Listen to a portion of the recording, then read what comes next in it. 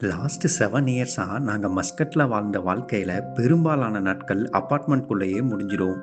அதே வேலை, அதே பில்டிங்ஸ், சேம் ரொட்டீன் எவ்ரி டே.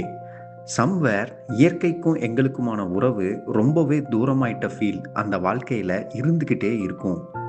மஸ்கட்ல எங்க பார்த்தாலும் மலைகள் தெரிஞ்சாலும் அதுல பசுமையே இருக்காது. கடல் காத்து வாங்கினாலும் அந்த காத்துல ஒரு இதமே இல்லாம வெறுமையா இருக்க மாதிரி ஃபீல் ஆகும். மென்டல் ஹெல்த்தை ஹீல் பண்றதுக்காக நேச்சருக்குள்ள மூழ்கி போக ரொம்பவே கம்மியான இடங்கள் தான் இருந்தது. ஆனா இப்போ மறுபடியும் நம்ம சொந்த ஊருக்கு வந்து இங்க மலைகளுக்கும் மரங்களுக்கும் பசுமைக்கும் நடுவுல வாழ்ற வாழ்க்கை இயற்கையுடனான எங்க உறவை ரொம்பவே நெருக்கமாக்கிடுச்சு.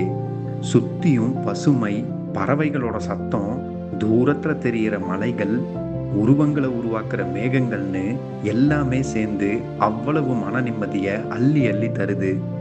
மனச மெதுவா ஹீலும் பண்ணுது. இந்த மாதிரி டைம்ல தான் தோணுது, நிம்மதிங்கிறது பெரிய லக்ஸரீஸ்ல கிடைக்கிற விஷயமே இல்ல.